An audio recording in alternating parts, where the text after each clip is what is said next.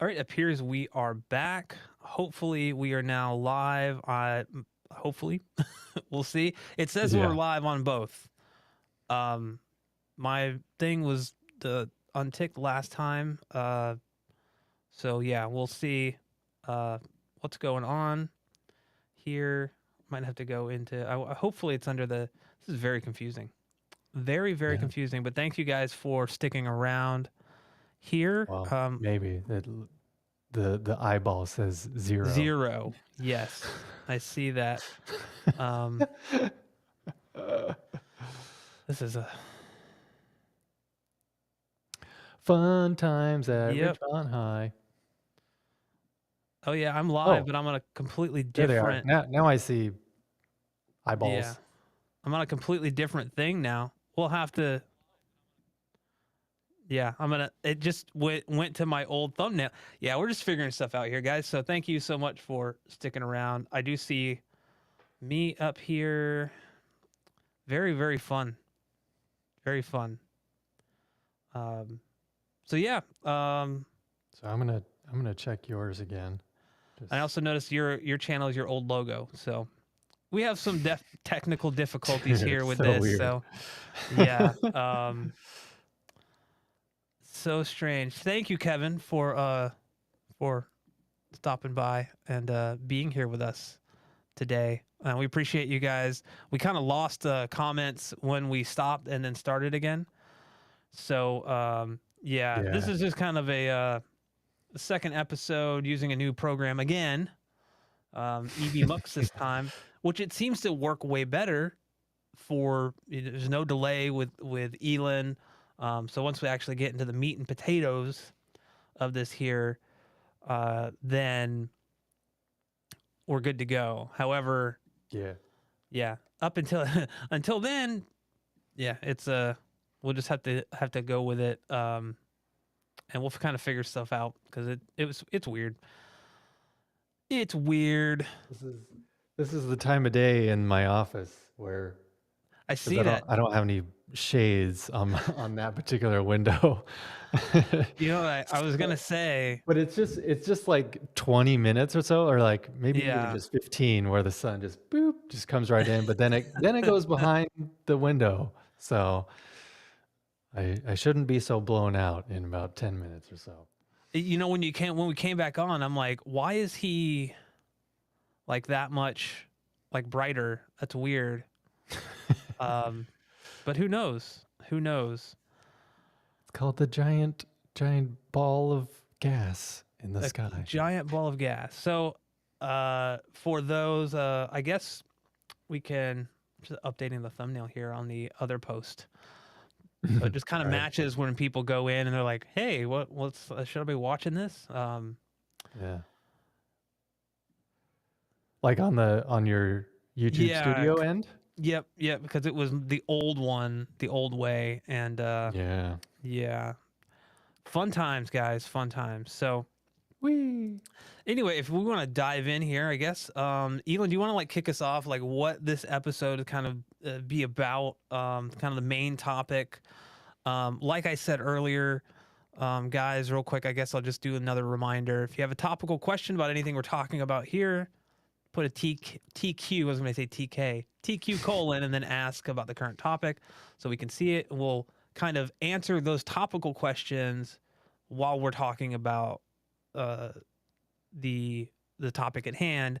Normally at the end of kind of like what we're talking about, we're trying to format it so there's like a good place to just answer questions because we just, this isn't just a simple Q&A live stream. It's just us talking, you guys chiming in, which is awesome. That's why you're here. But it won't be like, you know, a ton of like questions. It's not that's not the top. That's not the goal, right? Yeah. Elon, that's the, yeah. So, Yeah. and then if you have general questions about anything else home theater related, audio, music, whatever you want, that's away from the topic we're talking about, put a GQ colon, like the magazine, in front of it and ask away.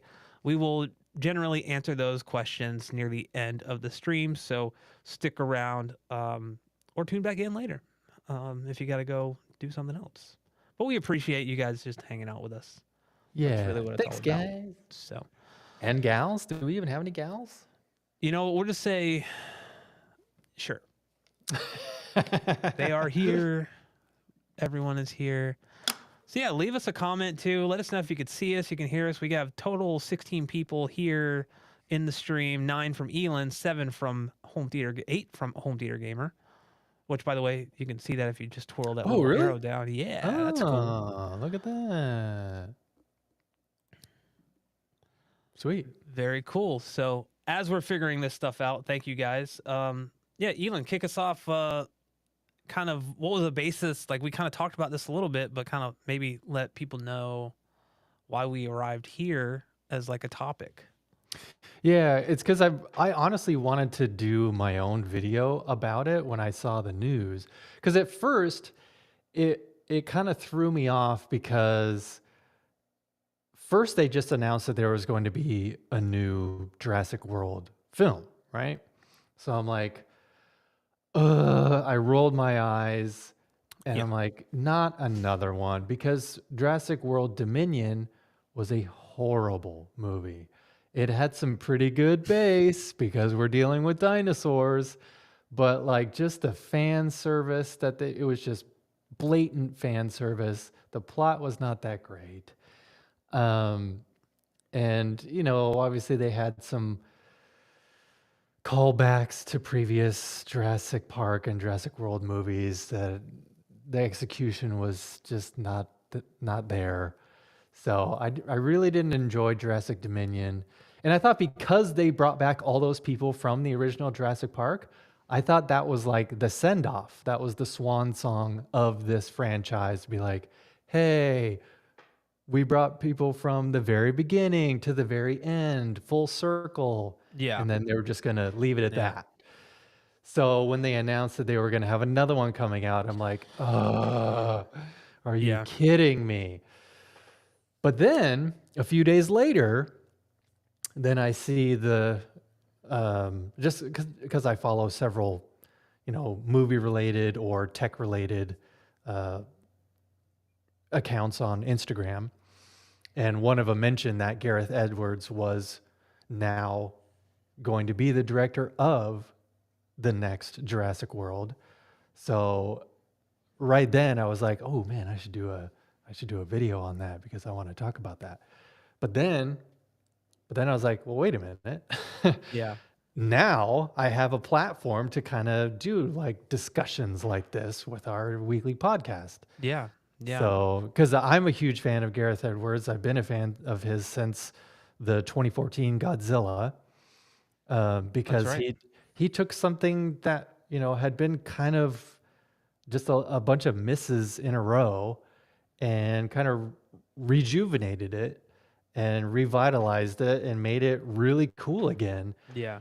Because what I really love about his style is that he is very good at having a sense of scale in his movies. Because since Godzilla is so huge, he really figured out a way to have, certain angles just be able to portray the sheer massive size of Godzilla Yeah. in such a way that is just mind-boggling. Or like, if you're in the theater, he just seems so gigantic. Mm-hmm. And now that he's going to be doing Jurassic World, he's obviously going to take that same logic and apply it to Jurassic World, which I'm now extremely excited about. But also, obviously, the audio was phenomenal in Godzilla. And he is, he's not like a Christopher Nolan that only puts out 5.1 mixes on physical media when they come out after the theatrical run. He's all about Atmos. He Yeah. loves Atmos, and he does good Atmos mixes, or at least he hires, Yeah. Yeah. good people to be in charge of that. Yeah, I think he probably has a hand in. I mean, just like Christopher Nolan has a hand in the audio mixes. Gareth Edwards, I'm sure, goes in the mixing bay and everything to kind of hear everything, and kind of has a bar of quality that he either wants matched or exceeded, right? And Mhm. I think every director, every good director has that. I mean, some directors just don't, I'm sure they don't care about audio that much or know that much. They kind of know what they want to hear. Um, and I don't think Christopher Nolan is like that. But I do feel that Christopher Nolan has his own preference for things, and his Mhm. preference is they label it as an experience. To me, it's just let's compress the dynamic range and just make it loud as shit. Right. Because most of his movies are just um, they actually hurt my ears even at relatively low volumes. Not to Dude. kind Yeah. of pivot over to that, but it's one of my major complaints that it can't. There are moments in each of his movies that do sound really really good. Like I always go to Mhm. the Interstellar when they go in the black hole. Yeah. Everyone references a space shuttle launch there, but I am not. I don't think there are parts of that space shuttle launch, especially near the tail end, where you kind of like hear the inside and then it cuts to the outside, so you kind of hear the difference. But like, Mhm. yeah, that was kind of yeah, that's not my favorite part of the movie. I really like the black hole because there's a lot going on there. Yeah. Yeah. And the bass is great, but there's actually range. But a lot of the other stuff is just kind of like I had the same problem with Tenet. Like Tenet was just Yeah. the explosion in the beginning of that movie. But I will say anything I've seen of Gareth Edwards, it's a very dynamic mix. Very, Mhm. you do have to like crank it up to hear the dialogue, which is the norm these days, right? Like Yeah. it's almost dialogue is mixed down here to make the explosions and louder scenes louder. Yeah, Giving you exactly. the illusion of higher dynamic range. But I Yeah. think that we could really kind of see a better Jurassic World. I when I looked this up because like it was our topic, I was like, wait, this is the fourth Jurassic World. I Yeah. completely forgot that there was like Jurassic World and then Jurassic World something and then Fallen Kingdom, I think it was. yes. So and I I remember actually haven't even seen that one. I've no, only seen Jurassic World and Jurassic World Dominion. I haven't even yeah, seen man, the middle one. there were parts of it that it just really stood out as being like just a CGI fest, and that's Yeah. kind of like I know that CGI is so prevalent in Hollywood these days, but there's some really questionable choices as to why there was there was so much Hmm. like just obvious green screens and things like that. But Yeah. I'm really hopeful because I'm not a massive Star Wars fan, but Rogue One of the more recent Star Wars films is probably my favorite. Hmm. Both like subject matter along with cinematography and the way the pacing is and everything, which is very much a Gareth Edwards like kind of thing. Yeah. Um, for I sure. honestly thought he knocked it out of the park with Rogue One. Hmm. Um, I mean, it's that must have been such a daunting task to take on because it's such a beloved franchise. Yeah. And yet, I mean, obviously the newer ones, the newer trilogy just has this certain feel and this certain look to it. But it must have been so hard for Gareth Edwards to really do the production and the art direction and all that stuff with Rogue One because it's not a new story. It's a story that took place during the original trilogy. So Yeah. he had to make it look like it was filmed back in those times, The 70s, or at 80s least had era. that same Yeah. feel, you know? Yeah. Same kind of production design as like everything kind of had to match as best it could to that kind of what Hmm. George Lucas had come up with and what the original directors of the three films, the original, how they kind of looked. You have Hmm. it looks very nice on your. That's a like you got HMI over there. I know. I just need to just put like a blanket up or something. Yeah, So, a shower curtain, just diffuse it. right. Film school 101 right Ah. there on the cheap. Yeah, I'm really excited to see what he does. I've been very vocal about my dislike for the last couple Jurassic World movies, Hmm. and Jurassic World 1. it started out okay. I was like, this is pretty good. And then it just kind of went downhill about halfway through the movie. And I was like, Yeah. oh, okay. And then the second and third just kind of got even more ridiculous. And I mean, we're talking Mhm. about dinosaurs, right? In current time. But there was I think it's a lofty goal to try to say I want this to be as good as the original, because I don't think anything that comes out now to me will be as good as Jurassic Park, which Yeah. is the movie that got me into both home theater and filmmaking. It made me Hmm. want to get into both, and it was such a like prolific movie for me. It like meant so much to me that I do hold it kind of near and dear to my heart. So when they are like, we're gonna do another one, a Jurassic World, and I'm like, oh, it's kind of like when I see, oh, Beetlejuice 2. Yeah. I'm like hopeful, but I'm like, yeah, there's no way that you could take lightning in a bottle, like lightning in a bottle, and capture it again. Pretty much, I think with Jurassic Park or Beetlejuice, like it's Yeah. just a relic of the time. It's kind of like if they were gonna try to do another Goonies. I just don't think. Just say Stranger Things. That's it. That's Goonies. That's Yeah. Goonies now, Yeah, just for sure. with upside down things and Right. Vecna and all that stuff. Yeah. I'm really looking forward to this next Jurassic World because of what Gareth Edwards was able to pull off in The Creator. Because, I follow ILM on Instagram, and even to this day, they still are dropping like behind the scenes stuff and articles and all this stuff surrounding the creator, just because it was such a cool thing that they were able to pull off. Because like they didn't even do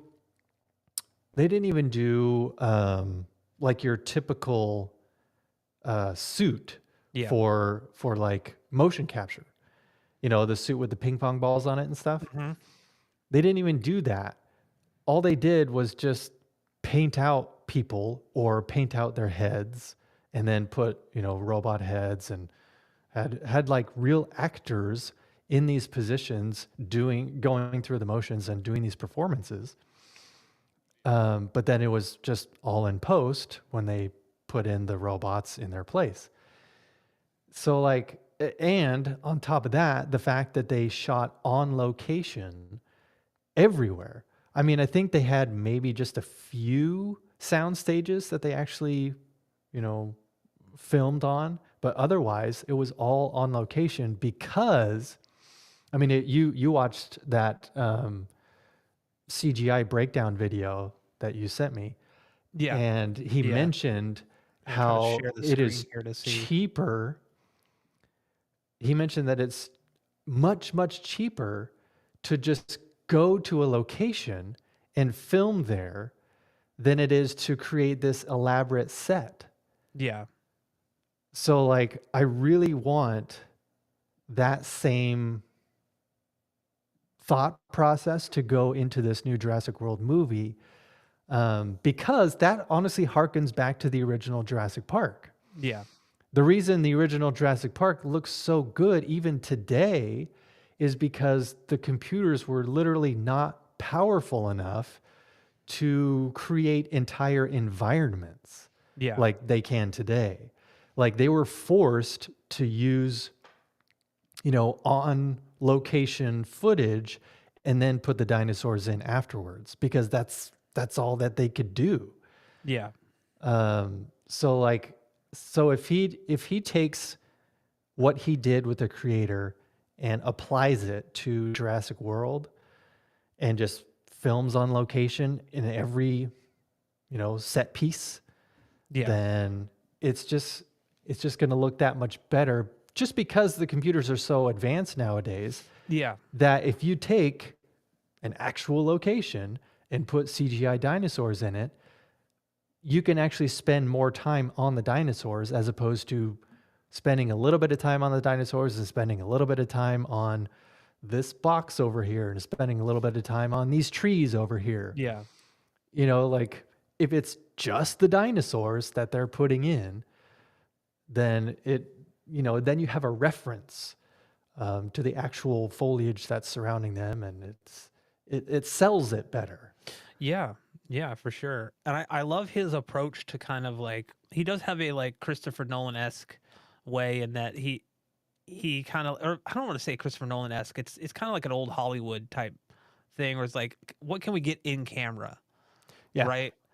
There was a thing, a scene in that. Let me bring it up again.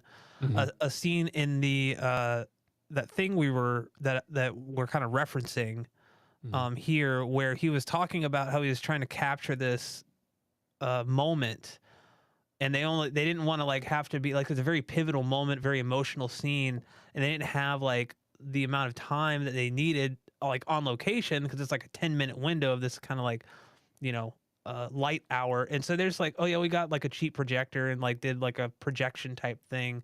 Hmm. Whereas like most, I feel like most other like if this were like, let's say Jurassic World 3, they would just do this all digitally. They would film it against a green screen. I know you can see a green screen back here, but that's not what they're actually filming. They're filming stuff Yeah. like here, they're getting the reflection off of the projector and the windshield. So everything is kind of like there in the moment, and they could just redo the scene as many times as they want.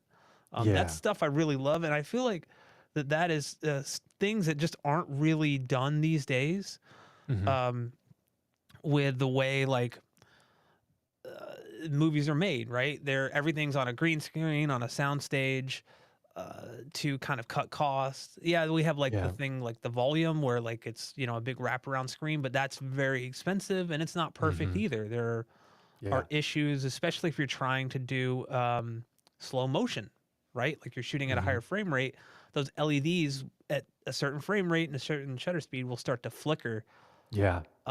which if you've ever tried to film something, anyone in the comments try to film something with their phone in slow motion, you might notice, wait a minute, there's like this light is flickering, Hmm. for some reason, and that's mainly because the the camera is seeing the actual flicker where our eyes have enough persistence of vision Yeah. to be able to see it. Um, so yeah, I'm really a fan like of all of that because I remember watching the creator and be like, this kind of like had that there was a like the care that went into it, Hmm. and what I kind of attributed it to as we were watching it, it kind of had that same.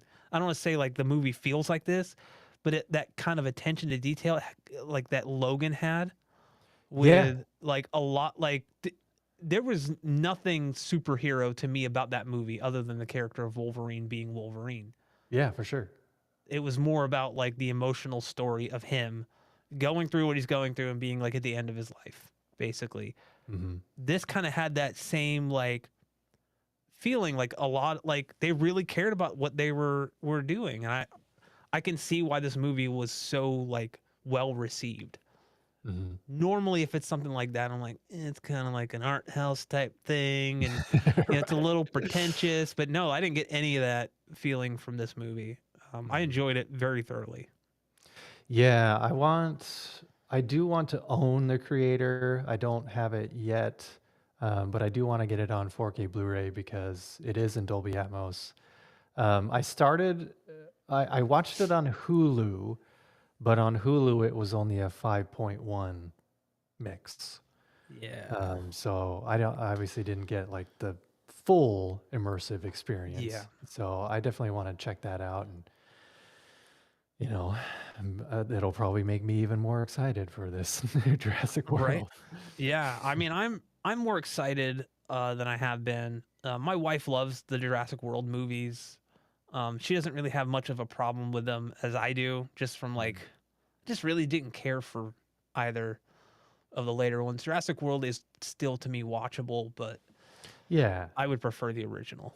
Um, with all the yeah, warts and all the hands that you see on the side of the velociraptors in the kitchen, and all the right. little like goof ups. But like to me, that's part of the charm. It's Yeah, it's like seeing a wire from an '80s movie or something. It's like, oh yeah, mhm, I don't want them to change that. Like, yeah, oh, you see the back of the actor's head in Killer Clowns from the outer space or something. From the outer space, from outer space. Wow. Um, I can't talk tonight, but yeah. I'm really excited. I'm hoping that it will be as good as like the creator and things like that. Hmm. Oh, I can see from this comment here, Andor series and Rogue One, top notch. Um, Honestly, yeah, like that's to go along with the creator. Mhm. Andor was the same way. Andor was mostly shot on location. I think a lot of it, like a lot of the landscapes where it's like a lot of green hills and stuff. I think those were filmed in Scotland or Ireland or something, Somewhere, yeah. somewhere over there. Um, but like, I mean, it's not only just that. It just for a franchise like Jurassic World or Star Wars, where obviously you're going to get a lot of CGI. Yeah. Um, I just love it when they take something like that that you would expect a lot of CGI, and they don't do that, and Yeah. they take it back a little bit, and they make sure to film on location. But obviously, you're going to have some ships flying around, whatever. That's CGI, sure. But yeah, it helps me get into the story more Yeah. because it's more relatable. It's a reference that I recognize because I know what a Yeah. green hill looks like, Yeah. you know? so it just seeing like actual real grass and rocks and stuff. Yeah. Yeah, it really Yeah. it helps my brain just kind of get into the story rather than being, you know, rather than pointing out things that I don't like because I can see that it's CGI. Yeah. And to kind of piggyback off of what you're talking about there, we actually had a comment from Rayman that says I can watch a pretty crappy movie if the base is good, but not the other way around. Yeah. So what I take from that is if it's a good movie but the base sucks, you can't watch it. Yeah. Is that what I'm? So yeah, I think like it. I think maybe what he's talking about, if it's a good movie, um, maybe we'll use like maybe this is a bad example, but we've talked about the Hobbit movies before, and they're not great for what they are. Yeah. But considering the very troubled production of those movies, the fact that they Mhm. even came out in the state that they did is a testament to Peter Jackson as a director. But so, like, say you love The Hobbit, the first movie, all of those movies have very, very horrible, horrible mixes, even on like the Dolby Atmos mixes. Mm. The bass has always been anemic. I remember watching it in IMAX, Yeah. going like, "Where is the bass? This is not what I've come to expect from even IMAX."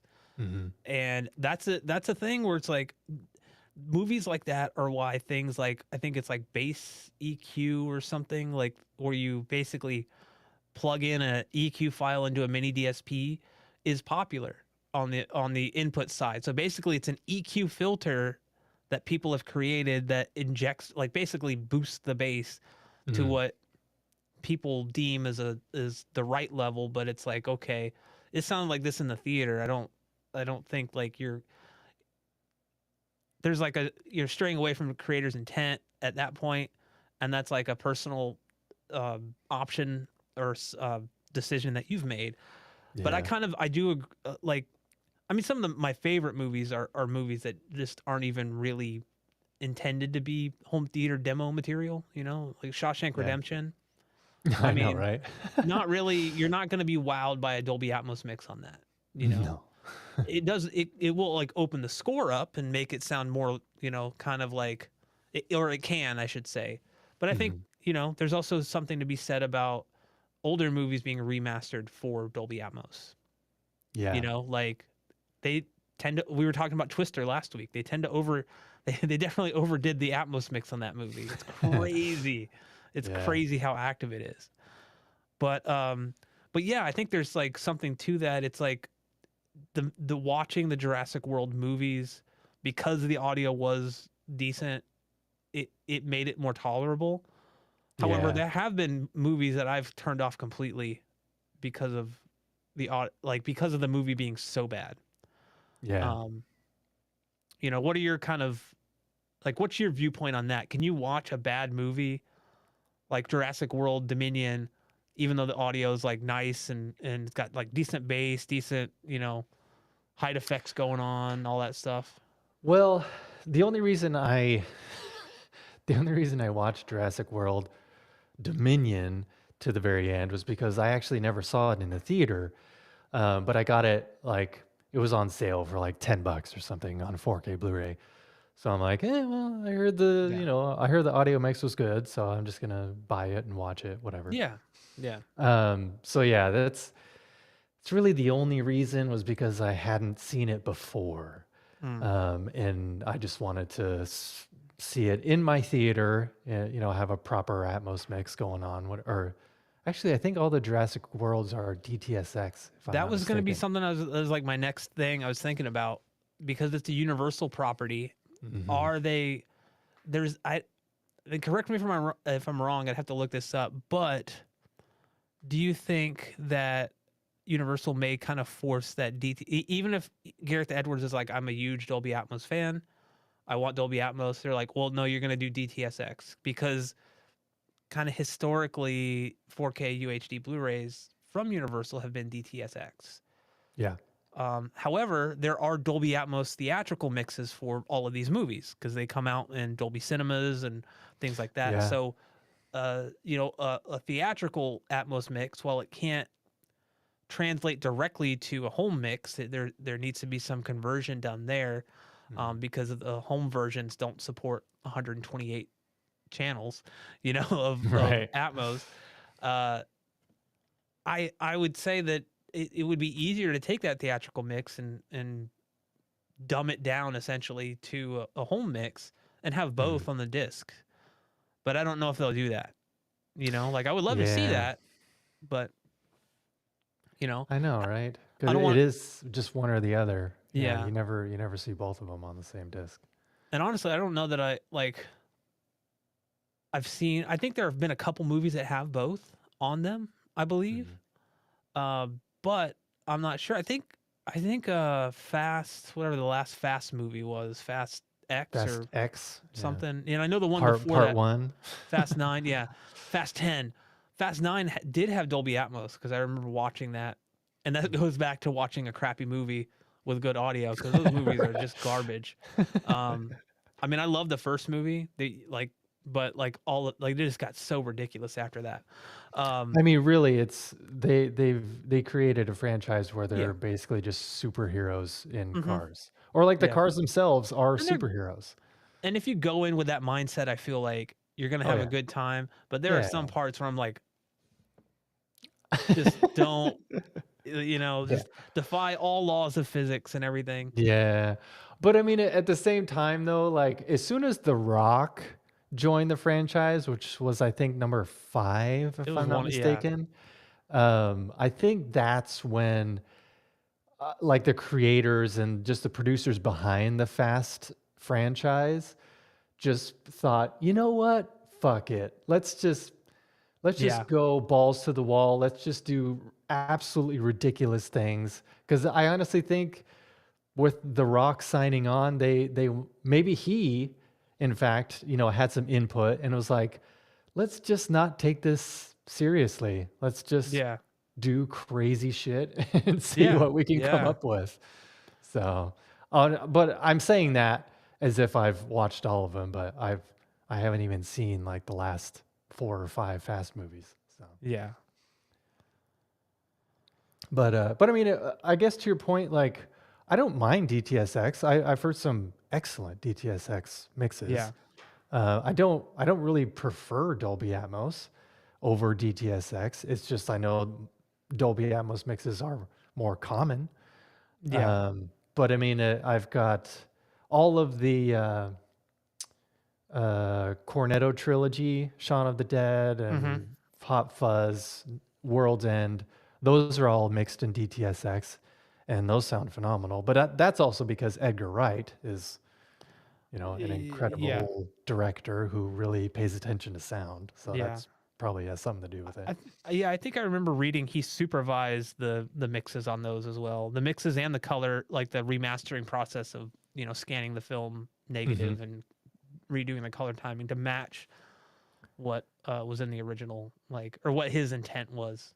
Yeah. Um, yeah, Yeah, because I know. especially with Scott Pilgrim versus the World. Yeah, yeah. I think Bill Pope, who's a very famous cinematographer, worked with him.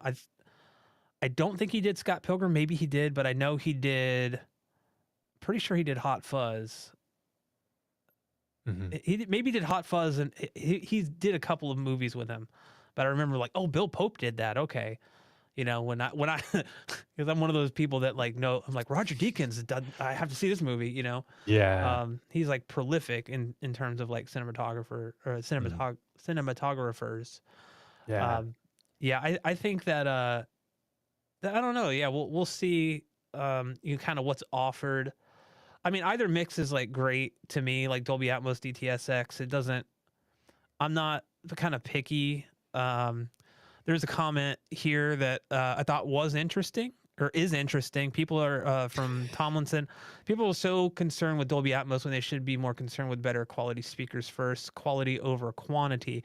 I will actually go one step further, and people actually need to be less concerned about speakers and more concerned about room acoustics because Yeah, true. that can take even like a okay sounding speaker and elevate it. Hmm. And then if you get a better speaker in there, guess what? Like you're gonna get a even better experience from it because Yeah. room acoustics. Some people find this controversial. I don't. I think room acoustics are probably the most important aspect of your room, outside of like Yeah. you know, having at least a decent um placement for your speakers and having like quality speakers that you know aren't they're not struggling to hit certain frequencies and things like that. Yeah. But But just to clarify, you're talking about not only like acoustic treatment, but also like DSP, EQ, and all that yeah, stuff. yeah. But I think yeah, it's kind of like starting with a bad source is gonna get you like bad results. So Yeah. like if you're playing in a if your home theater is in a room with all like hardwood floors, tile, like hard surfaces, very like high reflection points, then or like high reflectivity surfaces in terms of sound, not just like visual. Uh, that is just going to be a very echoey. It's going to be an echo chamber, basically. You're going to hear a lot of reflected sound as well as Hmm. direct sound, and that's gonna like even like running room correction won't fix that because room correction can only do so much. It's kind of like you're putting a band-aid on like the bigger problem. So Yeah, that exactly. kind of like veered off into a different direction. But I think that that's often the last thing people kind of focus on is the acoustics of their room. When Hmm. in reality, um, a lot of dialogue intelligibility in movies, I found like once I started like focusing on room like acoustics, it became less of a problem. I could Hmm. actually understand even though the volume was lower, not having that reflectivity like basically competing with Yeah. the sound coming directly at you, it helps a lot, and even like directionality. So Mhm. yeah, I think there's a lot of just kind of like, oh yeah, you know, let's do Odyssey or let's do Dirac and that'll fix it. And it's like, no, I mean it'll get it may be better, maybe worse. But yeah, Yeah. room acoustics. Room acoustics. Um, but That's yeah, why I'm curious about Dirac art. I've heard. Um, Yeah, just yeah. because it basically eliminates the need to have acoustic treatment because it's the speakers themselves that are actually doing that for you. Um, I you know, wonder. Yeah, I've been meaning to but toy around. Like, so I reviewed Dirac a long time ago, and they gave me a lifetime license, so I get like basically oh, free upgrades to the PC version of it. ah, Does not support Atmos, but it does support up to 7.1. yeah. And it got recently updated with art, so I could Ooh. theoretically test it out and run it. I haven't done so yet just because I've been so busy with other stuff. Mhm. But I'm curious to see because I've heard mixed things from people. Some people say Yeah. it's like this will revolutionize the stuff. or this will, uh, you know, this is not as good. I think I not to keep going down the room correction rabbit hole, but I don't know if it was you I was talking to about, but I kind of related room correction to washing a car. Was it you I was talking about with this? I don't think so. That doesn't ring a No. bell. Okay, so basically the way I worded it was room correction is like, so you have like Odyssey and Dirac, which are like taking your car to an automated car wash, Mhm. right? Your car is dirty. You go through this automated car wash. It'll be cleaner when it comes out, but it's not going to be perfect, Yeah. right? So then you could go the DIY route and wash the car yourself, detail it, and it'll be perfect, but you're going to spend time and you're going to spend money on those Mhm. products. Right. But you know it's perfect. Or you can pay a detailer, a pro calibrator. So like before, like if you're doing it yourself, you're doing REW, you're doing, like mini DSP stuff, you're doing all this stuff. Or you pay a pro calibrator, a pro detailer to detail your car Mhm. for you, and you know it's going to get done right, but you're gonna pay money. Like it's not going to be cheap.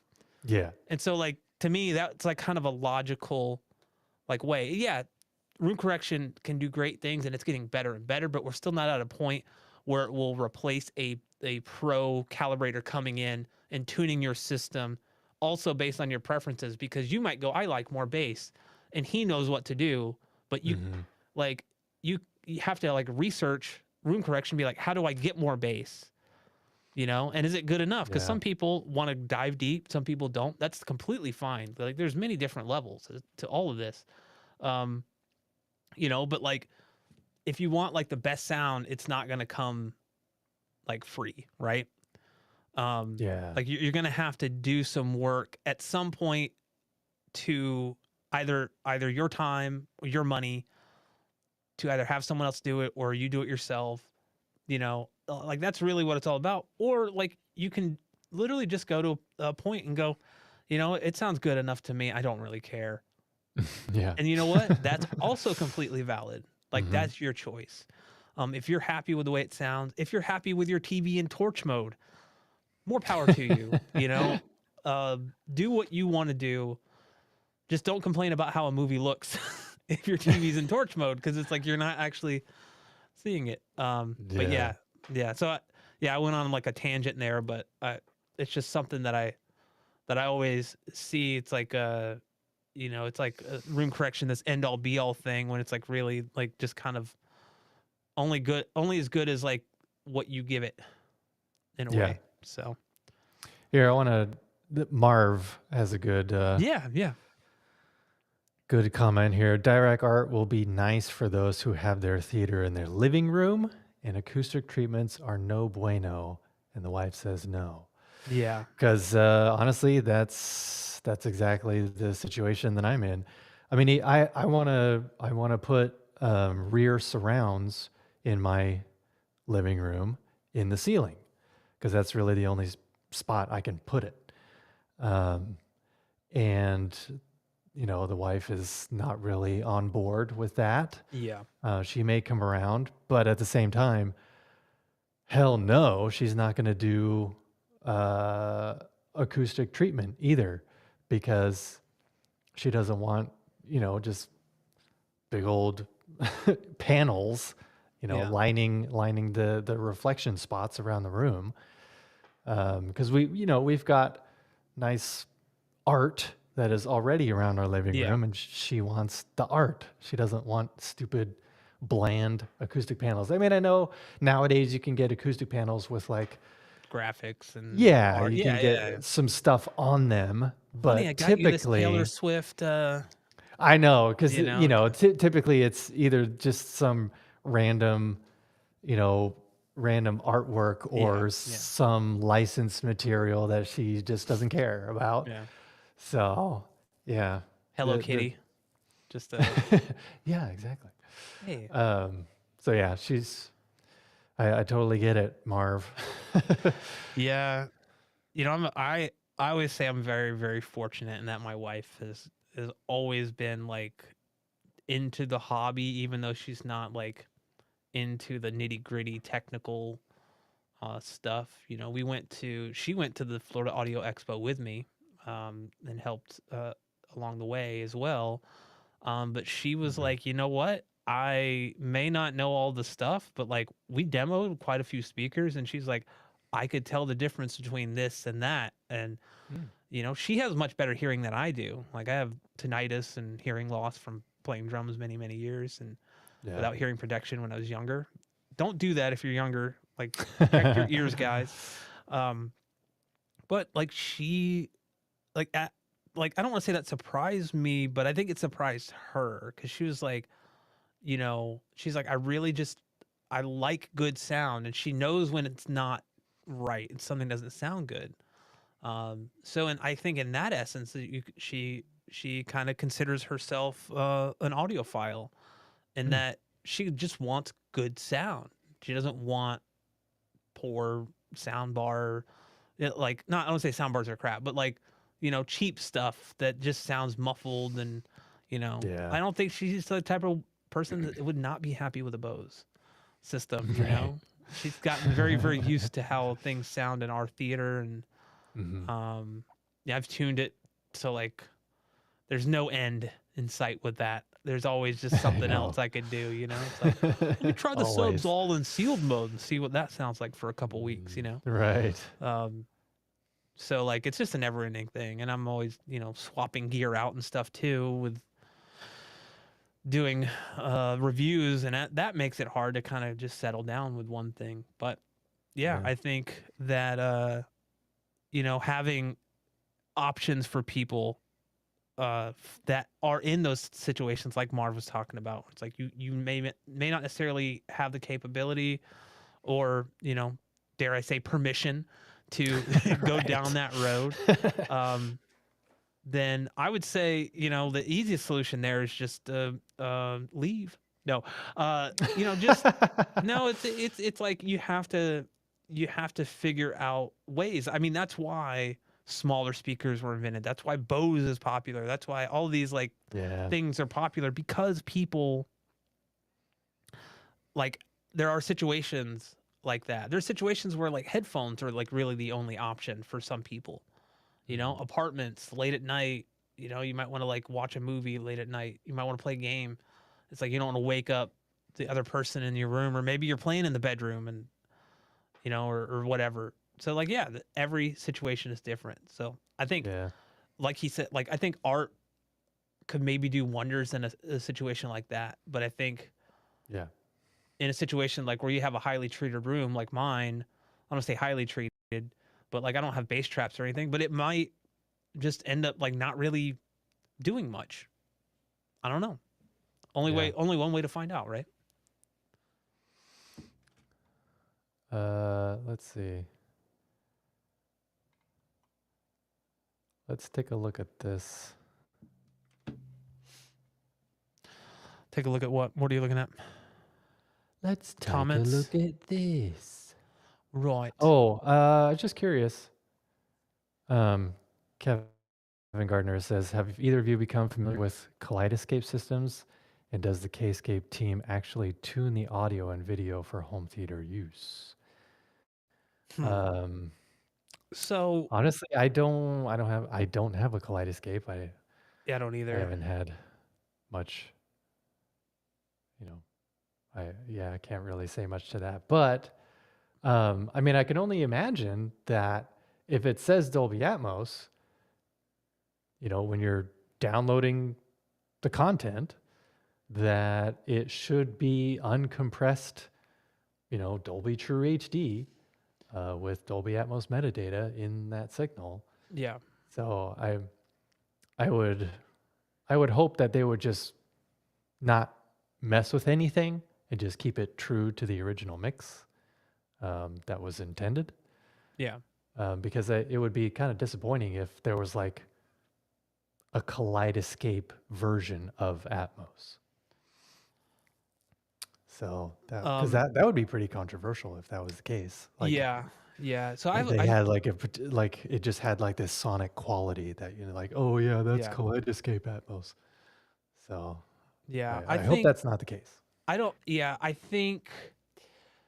So I've actually talked to. I went to CEDIA 2022. Shot a Kaleidoscape video with Michael. Mhm. For Michael. And I was talking to. I can't remember her name. I still have her card. But we were talking about, the differences. Like, this is just off the record, off camera, whatever. But we were just kind of talking about the differences between, something like a server that you rip the discs yourself and all that stuff, the legality issues that go along with that. But also, like, it is not the easiest thing for everybody. I Mhm. do it because I have the capability to do it. But it's not something that I would go recommend, someone do that is not technically inclined.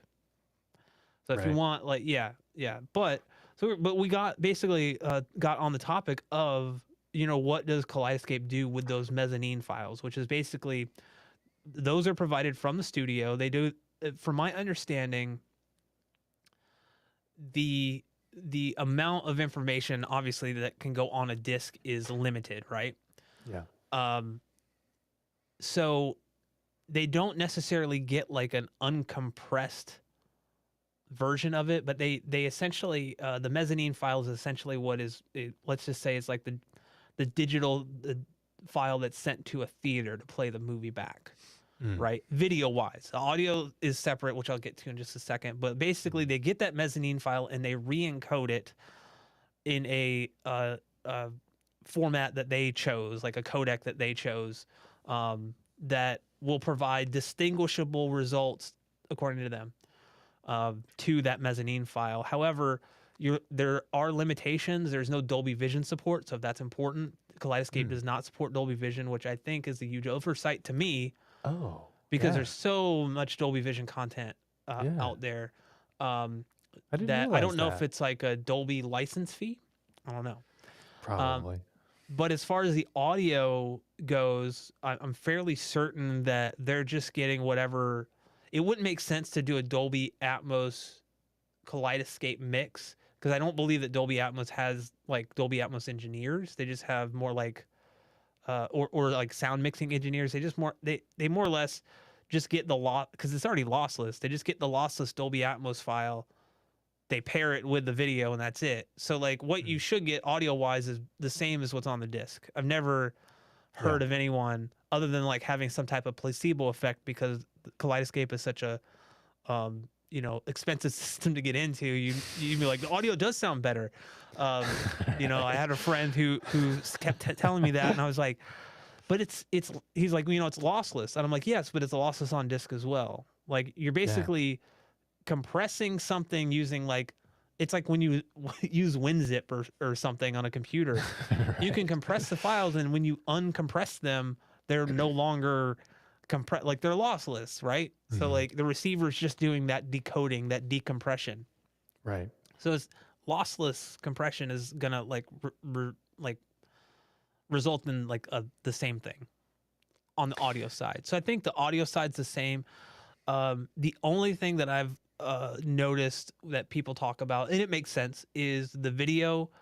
The file sizes can be quite a bit bigger than what is allowed on a 4K Blu-ray, Mhm. and that maybe doesn't necessarily directly impact clarity or anything, but it can reduce compression artifacts that Yeah. may not be noticeable to most people, but in fast-moving scenes, it can still be there, like blocking and stuff like Mhm. that.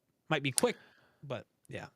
I did see an article that said some Chinese company has just created a new optical disc format Yes. that can have like one single disc can hold like petabytes of data, which is insane. I mean, I don't know how they do it, but because I know, like, you've got the master video file and you got the master audio file when something is brought to a 4K Blu-ray disc. Yeah. But even then, you've got to compress it to a certain degree, just because you don't have a lot of space on that 4K Blu-ray disc. But if you had something like this new optical format, like that could be a game changer. You could see like actual like master files transferred to the disk, and it'll have virtually all the information there without any compression whatsoever. Yeah. So, This is on Tom's hardware, but they're basically it's a 10,000 times greater capacity. So we're looking at like 125 terabytes on a disk. jeez. That is insane. Because I mean, something like, because I know Avatar: The Way of Water Mm-hmm. was one of the, at least on Kaleidoscape, it was like this ginormous file, like over 100 gigabytes or something, which you obviously can't put on a disk. So I would be curious to know if something like that, or I'd be curious to know if, in fact, The Way of Water on Kaleidoscape is actually like a pure transfer of the master Yeah. without any compression whatsoever. That's actually a good question.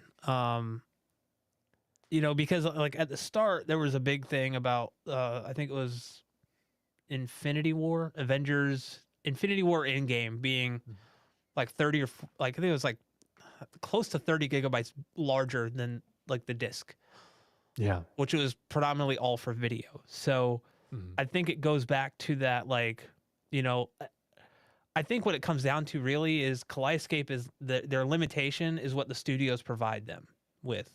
Yeah. If they're not providing them with, you know, something that's, you know, bigger than the disc, then it's like an issue because, you know, are they going to recompress that or Yeah. Might I as mean, well get the disc. yeah. And from my talks with the rep at Kaleidoscape, it does vary between. There's no. That's I think that's the problem. There's no set standard in terms of like this is what we are getting, and here is what we're doing. So like that's why each movie has to be like re-encoded, right? Yeah. Um, through that. So there's like I mean obviously um if each is always going to be like that like excuse me, sorry. I had a burp, but it just wasn't coming up. So, but no, like if there was like a consistency, kind of like, you know, there's no HDR is still kind of like a hot mess in many instances. You know, it's kind of like all over the Mhm. place, and some of it's like intent, and some of it isn't. Some of it's just like bad mastering, and like the original Star Wars movies are garbage HDR transfers, or they have no high color gamut. There's no Yeah. like they just ticked a box and said it's HDR, you know. Um, Mhm. so yeah, I think uh, it's gonna be like a, a give or take.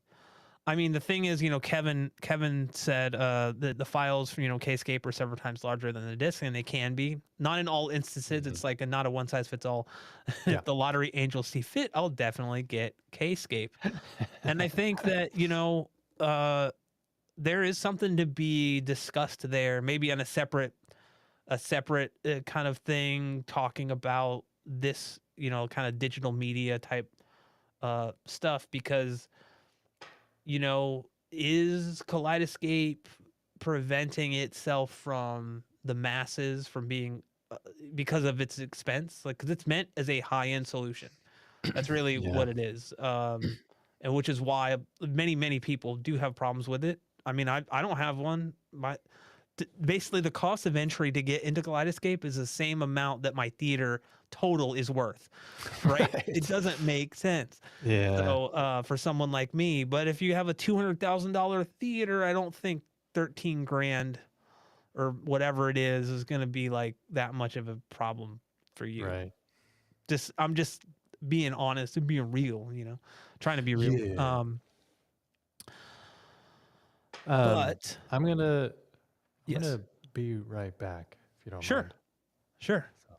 Yeah, I'll try to go through and then just see how everyone is doing. Um, Yeah. Marv actually did say that Avatar 2 had disappointing Atmos. Avatar 1 had better audio being in DTS HD.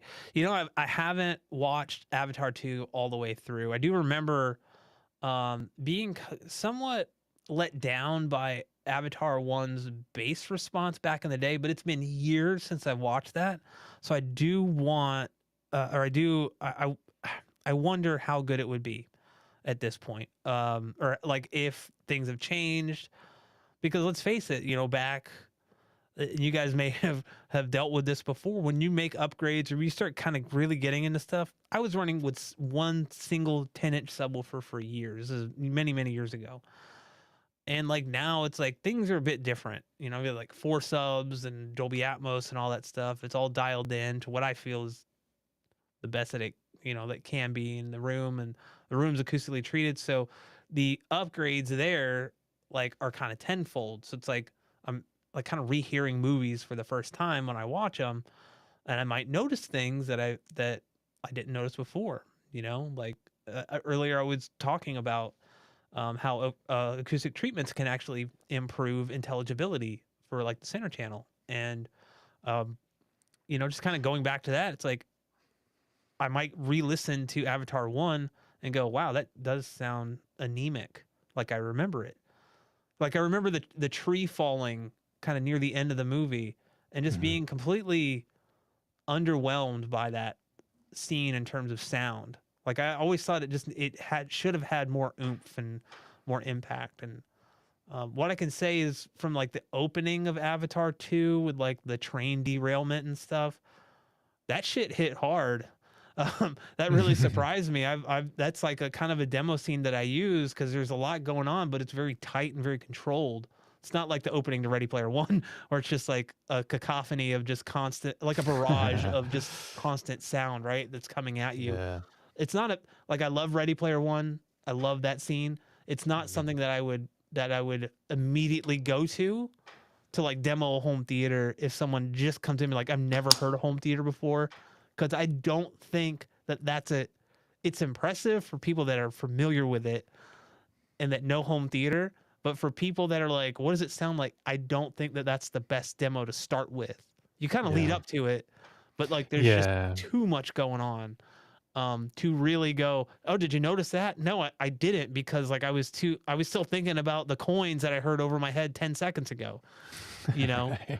So I think that it's all fun, but it's like, yeah, there's like a taste maker part where you kind of have to go, let me start out with something a little softer, you know? Let me, Yeah. you know, maybe not as abrupt, or you know, maybe it's an older movie that doesn't have the best use of Atmos. But yeah, everything good. You're back. Yes. You're back. Thank you. Okay. Oh my god, did you see that? Yeah, there's It a froze me, and I got a thumbs up. That was yeah. weird. All right. I didn't know. Yeah, maybe this does it just automatically It's only gonna work does once. it sense I wonder gestures? if you have to do this.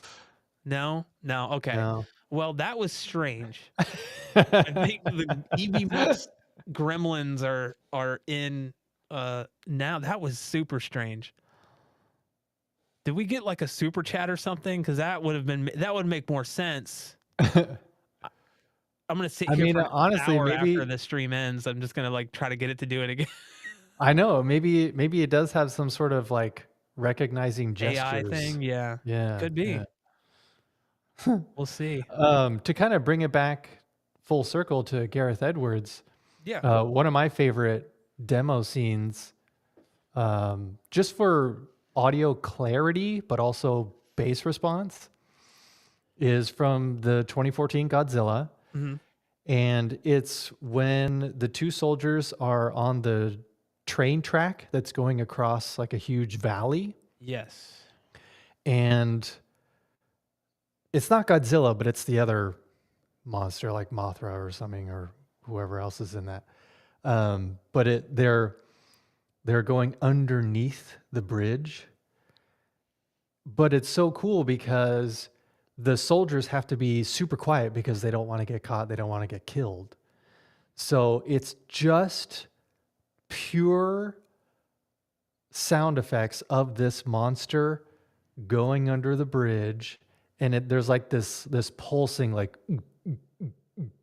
going on, and it's real bass heavy. It like shakes the room when it does it. But like on top of that, because it's in a huge valley, you get subtle reverb reflections of those noises that are happening that the monster is making.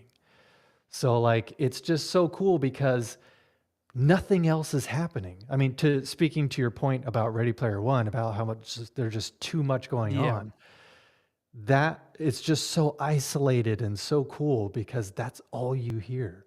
It's just very subtle atmospheric things, reverb reflections, and then just this pulsing bass that's going on. So like it's, to me, that's one of my favorites just because it's so isolated. Yeah. Yeah.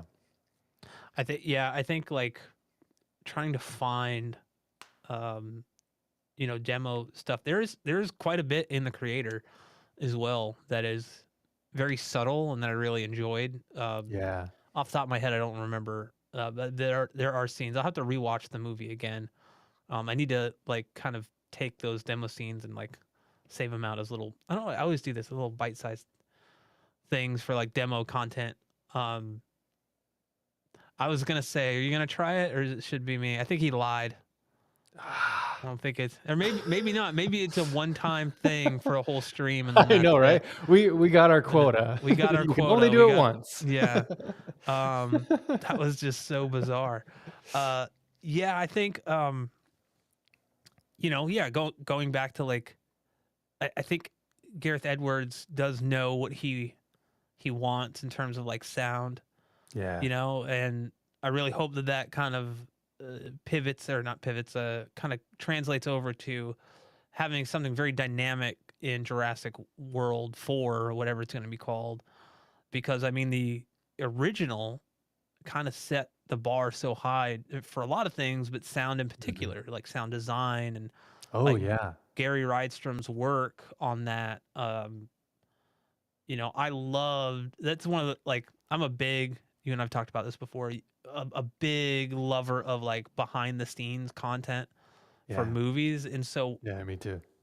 watching that and how he created the sounds of all these different like dinosaurs from like common animals and like elephants, and oh, Mhm. there's like a whale thing in here, and it was just like, how do you take that like in your head and go, okay, I think I know what I'm gonna use here. Yeah. It's like Ben Burt going, you know what, if I hit this slinky that I've stretched out on Right. top of a ladder with a pencil at the bottom, and the way I'm like, that's just like genius, it's Yeah. so. Pew pew pew. Yeah, and I was like, I remember I heard that and I had a slinky and I tried it, and damn, I was like, this is amazing. I'm gonna mic it Right. up here, and it was so cool, and yeah, it's just things like that that I don't think, uh you know as a as kind of like a big home theater thing, most people dominantly or predominantly go and look at displays, right? Like they want a bigger projector, they want a bigger screen. Um, again, I'm all about controversy tonight, right? I'm gonna say sound is more important. I mean, it's at least 50-50. But for me, sound is like more 60-70% of the experience. Yeah, for Good sure. sound can make or break a movie for me. Mhm. Um, No, that's me I though. totally agree. Yeah. I mean, like if it's got incredible visuals, uh, it does have a wow factor. Yeah. Yes. Um, I'll notice good cinematography and Yeah. I will comment on it to my wife, but at the same time, yeah, I prefer an incredible audio mix over stunning visuals, Yeah. because For it, sure. it it keeps me in. I don't know. It's a better form of immersion to me, Yeah. just because the visuals are just static. They're just there in Yep. front of me, Yep. whereas the sound is all around me and moving all around Yeah. me. So Yeah, and I think there's a place for like, you know, I've said it before, like, you know, they keep trying to figure out like visual things to kind of up the game there. You know, high frame rate's like a thing that they're still trying to push, you know, and Don't do it. for certain content, I think it can work wonders. For Gemini Man, it didn't do much of anything for me. Did you Um, see the first Hobbit in I saw HFR? all of them in HFR. Oh, Um, wow. I only saw the and first one in HFR. yeah, because I was like, Weird. because I remember watching it and I was like, the shots where it was like the they didn't use drones at that time. I know that like helicopter shots where they're like tracking the characters over these massive vistas in New Zealand, and Mhm. it's like, I'm sorry, in the Shire, well, whatever. Um, Right. don't want to ruin anybody's childhood or life or something by saying the wrong thing. No, that was the cool, like in high frame rate, that felt so cool to like see that. But then Mhm. it would get to like the closer, like the medium shots or the wide shots of the character on horses that were obviously Yeah. fake. Prosthetics really stood out. There were Right. parts where it's like these guys just look like they're standing around on a set waiting for Mhm. someone to yell action because Right. they were standing on a set. It it Right. it played more like a like watching a stage play Mhm. than an actual movie. And there were parts that were really great. The one thing I will say that it it did a couple of things, like there are positives to that, right? Not to Mhm. go off on a whole thing here about high frame rate content. I saw both all three in 3D, Yeah. zero eye fatigue Oh, at all. So like in 3 hour movies, right? That's yeah. the biggest benefit to me is like 3D glasses on top of glasses or contacts or whatever. Like it's already fatiguing because like 24 frames per second is low Yeah. in terms of like 3D Especially, content. pan shots. All the judder and stuff, it Yeah. really kind of does a number on your eyes over time, and it's just Yeah. fatiguing on your eyes. And then the other thing is the clarity in action was great, but the Hobbit used some weird like shutter speed too, like to kind of Yeah. compensate. It wasn't exactly like the motion blur we're like accustomed to for movies. Right. It was more like a hybrid between like, because basically I remember watching the behind the scenes, and why they chose to do the shutter speed where they did is because they knew that they were going to be playing it back at 24 but Mhm. also 48, and so they kind of went with like a middle ground. And Yeah. I don't know like how like well that worked out. I do know that the 4K Blu-rays of those movies look absolutely awful with the noise reduction they put on there. Um, Oh, yeah. yeah, it looks decidedly digital. Like it doesn't look like it was shot like, or it doesn't even look cinematic to me. It just looks Yeah. overly processed, I think. So, I was um, watching the Fellowship of the Ring, just the first Lord of the Rings yeah, movie the other night. I had it in my living room, but we were watching it on 4K Blu-ray, connected to my Samsung Frame TV, and man, there were a lot of shots where the highlights were just so blown out. yep. There's heavy DNR in those movies I'm too. like, what the hell? But I don't Yeah. remember having that experience when I watched it in my theater.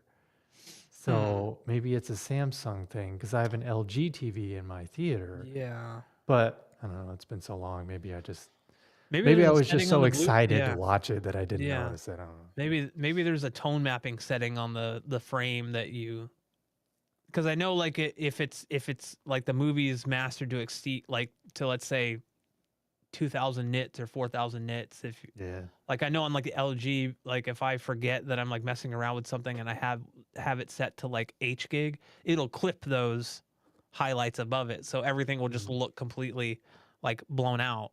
But Yeah. then if I go back to tone mapping off, which is still tone mapped, but it's just like a static thing, it's not dynamic, Yeah. which is how I've calibrated it. Mhm. Then it's fine. Like there's like a roll off, and like you still get the detail and everything.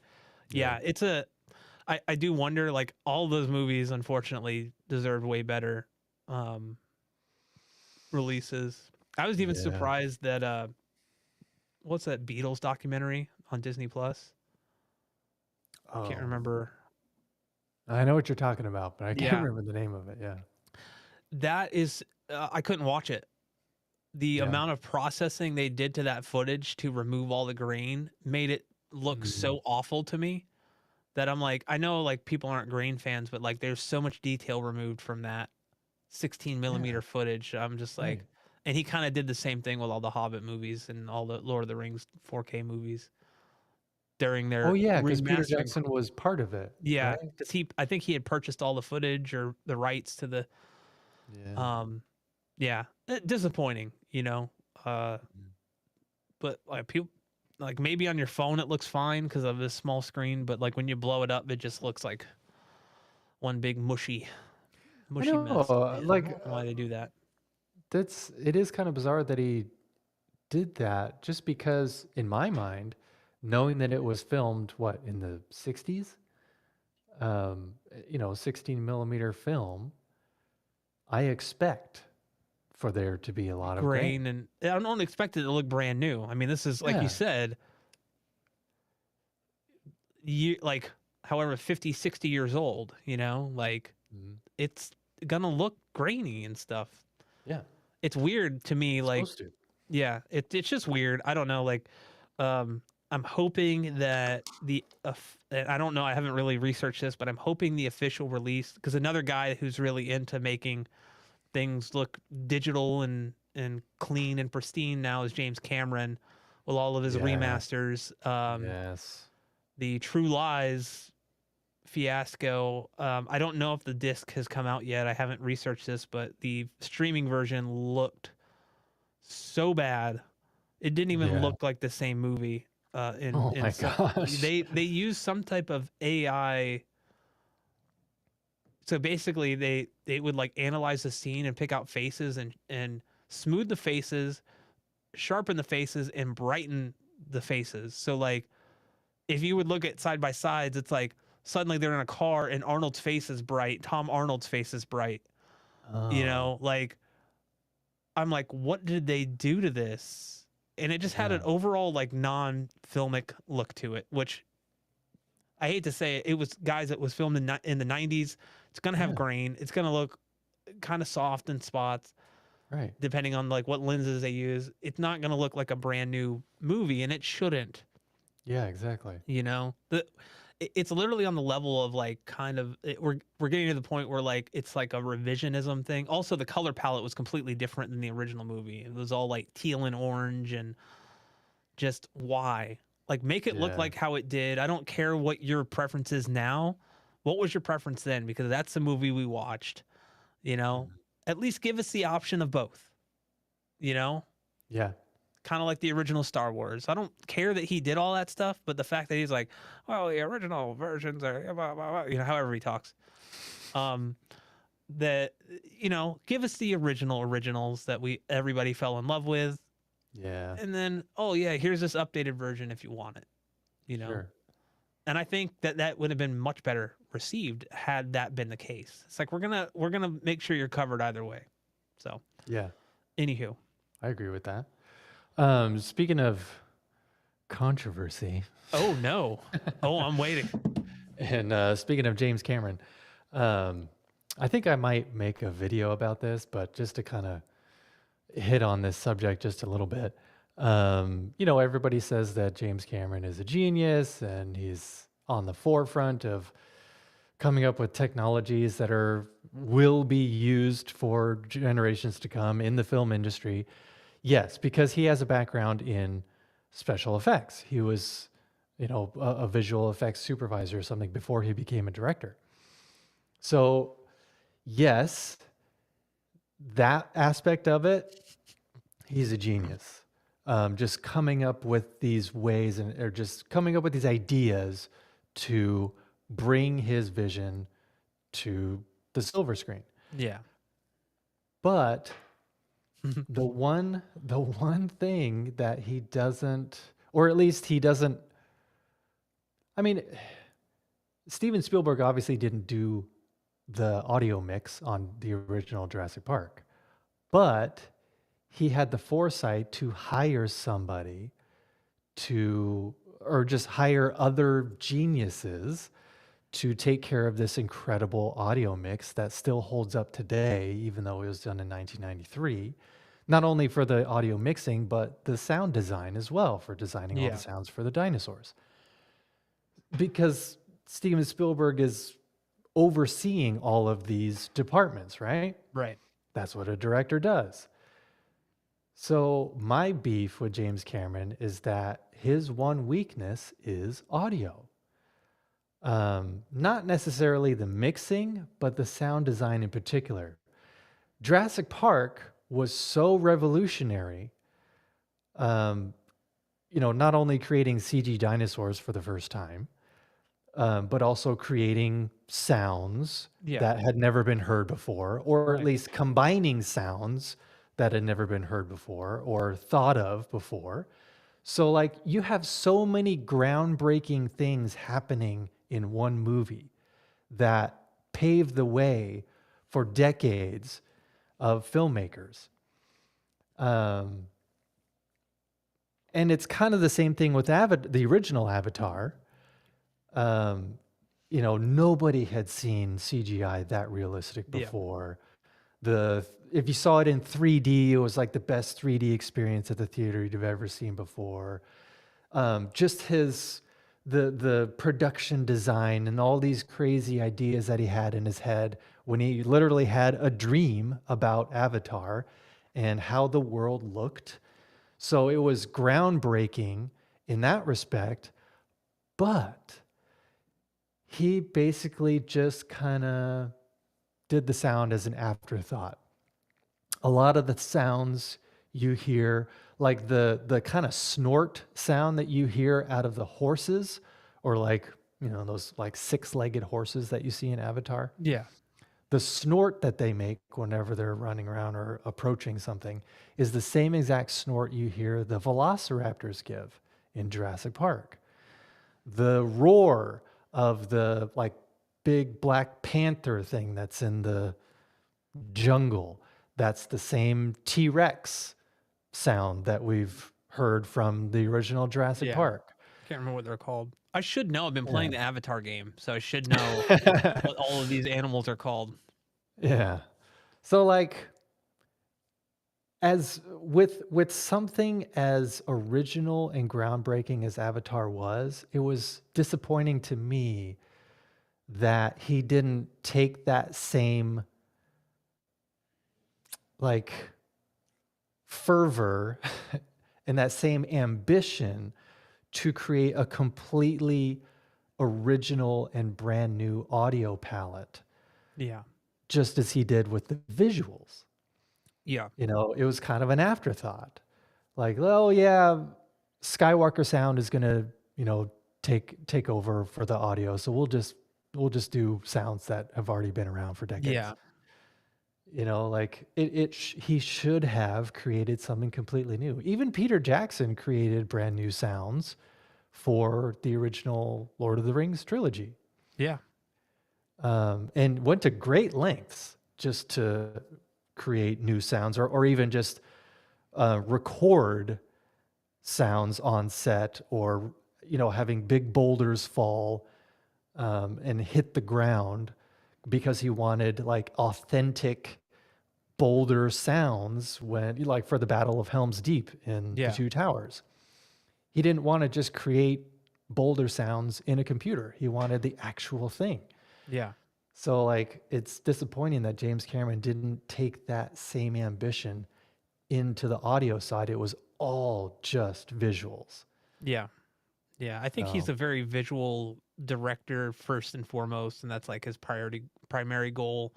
To go back to what you're saying though about Peter Jackson and the way that, I mean, there were so many things in the original Lord of the Rings trilogy that were like kind of pioneered the way forward, and the mhm. kind of out of the box thinking. Like, I remember watching the behind the scenes and going, they did what to get Treebeard's voice? Like they fed it Yeah. through like this contraption they made out of wood to give it a wood like sound. I'm like, today most of that's going to be done in post. They're Yeah. going to try to. I was like, there's something to be said about him literally reading the. I think they had him read the lines of dialogue into like a microphone. They fed that to a speaker going through there, and they mic the other end of the speaker to capture that sound. And they may have they may have been recording both to kind of mix in a little more to balance it. Sure. Right. But like that's kind of like trying to me that's like adding reverb to a drum set after the fact, or like recording it in a room that has like designed for like reverb. It's gonna Yeah. sound different. Technically, Hmm. it's gonna sound probably better in that room designed for that purpose. But Yeah. just that kind of like doing all of that for these few lines, like I don't want to say few lines, but like the lines that they had really just it's like physicalized that character's voice in a way that like you just wouldn't get if you just are gonna throw on some type of effect and tweak a couple knobs. Yeah, exactly. It's crazy. Yeah. Um, yeah. Speaking of So sound, real quick, I know that's my hot take. that's your hot take. That's your hot take. Marv says 65 with Adam Driver was a better dinosaur movie than the last Jurassic movie in terms of sound. I will 100% agree with that. Oh, I never saw that one. I think it's definitely worth a watch. The movie, it's either going to be your cup of tea or not. Yeah. I thought it was great. I also thought the Prey soundtrack in the movie Prey was amazing. The movie was great too, but like the sound in that movie Yeah. was there's a lot of like Atmos stuff going on there. But like, Oh, once again, I only saw that on Hulu, so I only had a 5.1 mix. bro, what are you doing, man? I Why are know, you even man. here? Just kidding. What? I'll leave. I'll leave. Yeah, so I think we're gonna be wrapping up here, guys, fairly soon in the next 20 minutes. So if you have questions now, I guess like general question time. If Oh, there's one. I've started a few, so we can go through and kind of Oh, okay. see. Yeah. But if you have a general question, I'll kind of throw this on the screen here. If you have a general question, put a Q. Notice how I edited that while you were talking. Look at that. Ooh. Put a Q colon and ask away. We will try to get to your question here within the next 10 to 15 minutes as we're wrapping things up here. I do want to thank everybody that has joined us. Thank you for just chilling out with us, listening to us yammer on. Dealt with some technical issues in the beginning. Hopefully, we'll have Yay. that ironed out for next week. I do feel as though if you tuned in last week, I do feel as though this week things went smoother. Elon's video quality is so much better.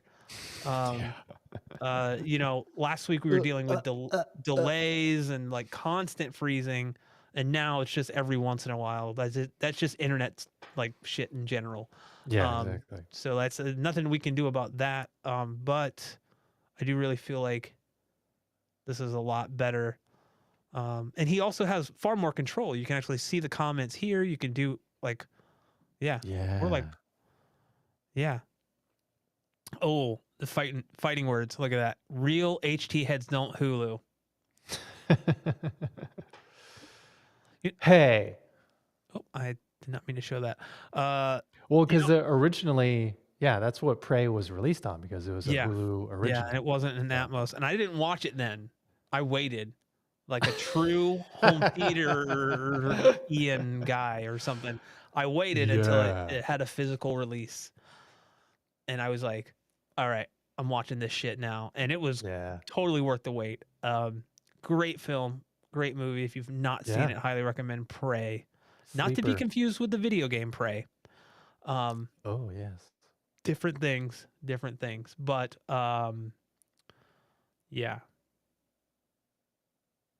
Oh, Marv, I do not know when the next BOGO sale is. That was during Christmas time or holiday shopping season last time. So I imagine maybe a spring sale or early summer. Who knows? Yeah. Fingers crossed. Fingers crossed. Yeah. I don't know what I was gonna say something. I was looking something up because somebody had a question about the Magnetar UD. I think it's the UDP Oh, yeah. 800. I was about to put that on. Should we just put that on? Yeah, go for it. Go for it. The screen. Yeah. So, would you ever get the Magnetar disc player? Caleb at Engadget did a recent review for the true 1% HT folks. It is truly 1% because it's currently $1,600 for a. I'm gonna Wow. say no.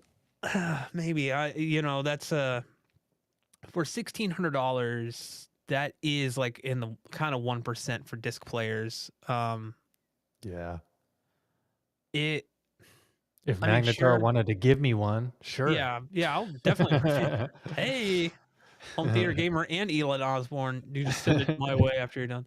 Um, I mean, I would be more than glad to check it out. I don't have $1,600 to just kind of throw around at a Blu-ray player. Yeah. I think there are far more important things to look at upgrading than that in my theater before I would, go down that route. I mean, Yeah. I consume I think I said this before. I consume most of my content through a Plex server that I just rip the discs that I buy, and the discs get put in the closet, and Yeah. that's it. Like, I'll occasionally pull them out if I have a problem with the Plex stuff. Um, yeah, I'm not sure. I don't know, Elon. What about you? I know there's kind of expensive. Um, yeah, I mean it's I've wanted to for several years now. I've wanted to own the what is it, the Panasonic UB 9000 or something. Something like that, yeah. But that's at like what 500 round four five No, hundred. that's about 1,000. It's a Oh, never thousand mind. dollars. Never mind. Um, but even that has limitations. So, but yeah, obviously I still love my physical media. I still have quite a collection. So you know, if I got the Magnetar, it would definitely stay in my system for forever, pretty much, because that's basically the top of the line, and I don't think anything else is going to come out unless with this new, you can fit 125 terabytes on a single optical disc.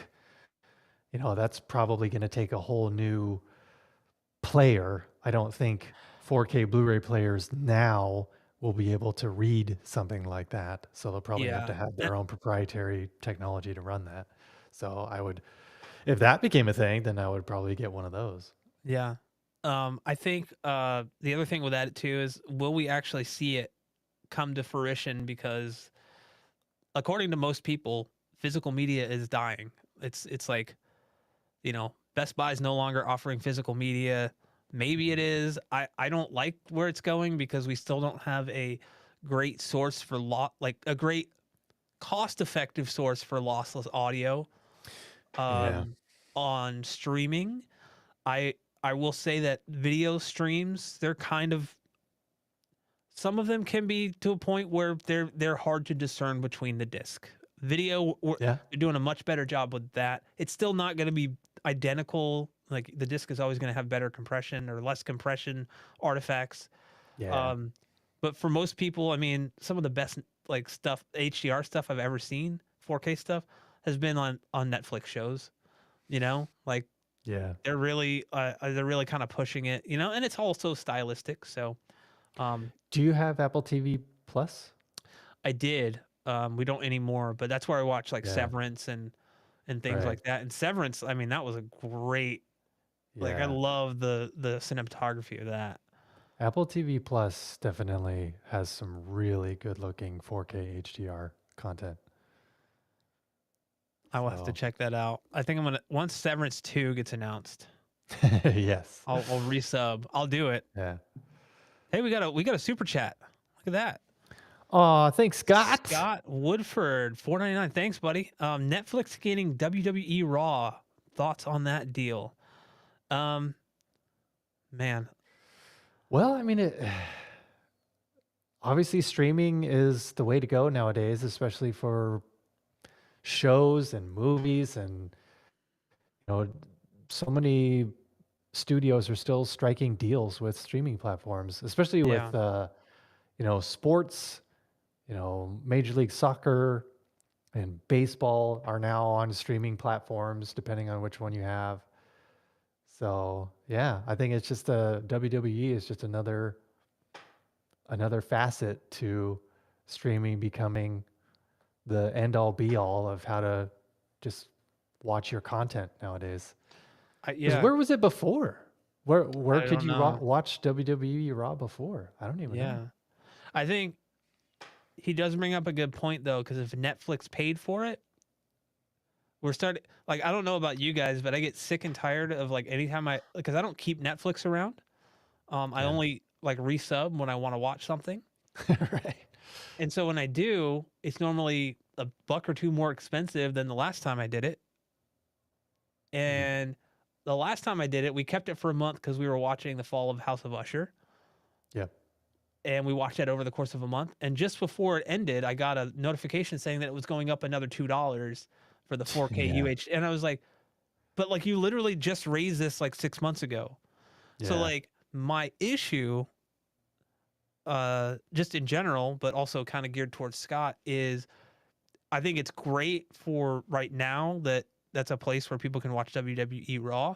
Um, Mhm. any place you can get to watch basketball is great. I'm kidding. I'm kidding. I know it's wrestling. Um, you're like, what?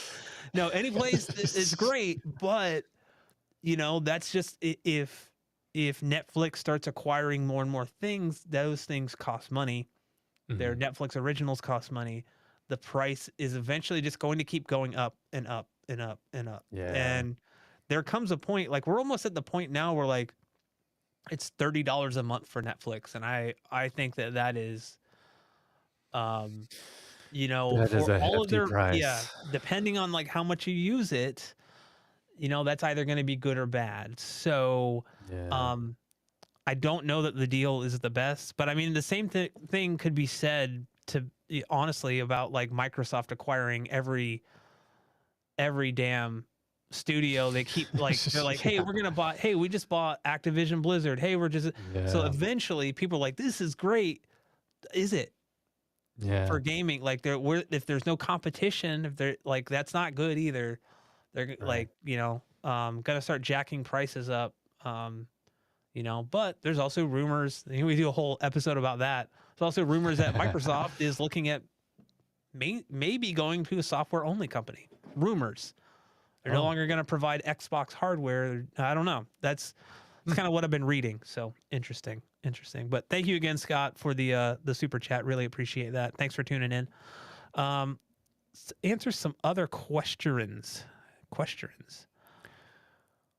Questions. I think we already answered this. Kevin asked, "Will the director of the new Jurassic Park demand great quality Atmos audio?" I would hope so.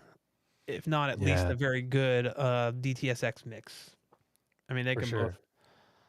um, they can both sound great. I think, for being honest, I don't think we're gonna start. I don't. Let's. I don't know. We're gonna say Oro 3D. Let's just leave it at that. What is Oro 3D? And then he had a comment: Jurassic World meets Deadpool. Maybe could be a fun movie. I would that if it was R rated, absolutely. But Oh, if for it's like gonna sure. be a PG-13 thing, no chance. Nah. Although, if none of you have seen that PG-13 version of Deadpool, I can't remember what it's called. The one where Oh, yeah. that was actually Like pretty the well like the done. Christmas version or something. Like Yeah, he like kidnaps the not Kevin Fred Arnold, Savage. Fred Savage. Yes. Yeah, yeah. Um, he seems nice, by the way. Uh, He does. oh wow, this is going back here. Christopher G says, "I thought I would never say this about a movie, but indeed, Twister has too much Atmos effects." Mm, Definitely agree with you there. Yeah. very loud. Hopefully when that hits the States, it might be, a bit better in that regard. Like maybe If they they'll, remaster it, yeah. yeah. It's a little hot, a little heavy. Yeah. And we already answered the Kaleidoscape stuff. Oh, Danny R asks, this is actually a good question for Elon. I accidentally just unstarred it by accident. He was asking, let me find it real quick. He was asking what subs we use. Elon, what subs do you currently have in your system T- here? 2 Bravus 12D subs from Aperion Audio, one Stark SW12, and one SVS SB4000. So you got like a nice mixture there of different Yeah. things. And how do they all play together? How are they? How are they? Pretty nicely actually, because the Bravus 12Ds up front have passive radiators, and they are downward firing. Yep. But the Heavy as heck too. They are. yes, I mean, I'm well, like so not. is the SB4000. Holy cow! Oh, dude, the PB4000. I made a whole video about like how I could barely fit that through the door. Like it. Yeah. They're like, hey, you want to check out the 16 Ultras? I'm like, I don't know if I can. I'll get through there. Yeah. That's But cool. yeah, then the SB4000 is obviously front firing, but it's Hmm. sealed. And then the Stark SW12 is also sealed front firing. So yeah, I think it's a good mix because I've got passive radiators and sealed boxes and all kinds of stuff going on. So it because they all have like their different sonic characteristics. Yeah. I do like how the SB4000 is very kind of like aggressive, Hmm. especially Yeah. like kind of mid bass. So that really takes care of that, like your cinema quality aggressive bass. Yeah. Very But then tight. it's Very. more Yeah. rounded off by the Bravus 12Ds up front. So Yeah. yeah, I think it's a good mix. Interesting. Yeah. I'm currently running 10 subs. No, I'm just kidding. I do actually have. I need to post a picture of this on my community tab. I have 10 subs in my theater room, um, but only 4 are hooked up in their respective places. Basically, it's just the life of a reviewer. I don't have anywhere else to put them, so they're all in there. I do have a Bravus 212D right down here underneath the thing. You can't see it over here, but no, in the theater room, I'm rocking 2 PB4000s and 2 PB3000s. Um, the 4000s are up front, the 3000s are in the back. It's a small room, so it's like totally overkill. I think I mentioned this last time we were on a stream, but I'm running each like like there is so much headroom. I'm actually thinking about because currently I have them all run in extended mode, although the 3000s technically don't have an extended mode, but you can still plug one of the ports. It works because I'm not overdriving them. Otherwise, port chuffing is going to be a huge issue. They just don't have the surface area on the ports to kind of facilitate that much air movement. However, I'm thinking of doing like just kind of converting to all sealed in that small room because they'd still hit pretty fucking hard in that small room, and then using a mini DSP to kind of time align everything. Um, you know, basically, I was like, you know what? If I'm gonna do that, I might as well just film the whole tutorial with sealed subs because I need to film the updated mini DSP tutorial. So that's what I'm running right now. I'm hoping these will be permanent mainstays, but I'm not sure if I can afford them because I still need to pay for them. So yeah, that's very cool. Yeah, that I think we have one other. It wasn't a question. I wanted to kind of just talk about this real quick. Jason MC says you need to check out Buckeye amplifiers. I do actually want to check them out. Yeah. Um, you know, if this is, I don't know if, should I admit this? I might have to turn in my home theater card after this. I have never personally in my own home theater heard separates. I've never heard a separate amplifier and like processor. I've only heard like a receiver driving all the speakers. Mhm. And I'm not, because I've never had the functionality before. All the receivers that I've had never had pre-outs, only for the subs. Obviously, that's like a given. But Yeah. I've never heard like the difference, or I've never had like the ability to run the separates before. So I'm curious to see if I notice any sonic differences. Um, some people say yay, some people say nay. I have somewhat inefficient speakers, so I feel like it would be a pretty cool experiment Yeah. for like the Pioneer Andrew Jones because they're not very sensitive. They're 6 ohm. I think they're like in the mid 80s for sensitivity. Oh wow, yeah. So yeah, I think having that extra amp, like the extra like wattage and stuff for the amp, like I'm not gonna get into it because I made a comment once and it was I just like said something wrong and I was like, if I don't know about something, I'm not gonna talk about it. But yeah, I'm curious to see though. I am in the process of kind of renovating or switching things up in the theater room so I could actually have the capability of adding an amplifier because currently the receiver does have that capability. I just physically don't have the space. Yeah. So yeah, it's a small room. It's like 11 by 12. So I probably wouldn't need much power in that room, but I want it all. I want to Yeah. crack the windows. Well, Like I just even then, having separates isn't all just about power. I mean, right, it's right. No, about it's the channel separation and yeah, the details and stuff. So yeah. So and I think going forward, like for many years, I didn't have the capability of even running 4 ohm speakers on um, yeah. my receiver. It would just shut off. This is my old Denon. Mhm. Um, so not having to worry about that because I've had to turn down reviews for speakers because I just couldn't do it. Like my Yeah. receiver just would not handle it. And so yeah, that's kind of where we're at with that. Um, have you ever thought about checking out Buckeye amplifiers, Elon?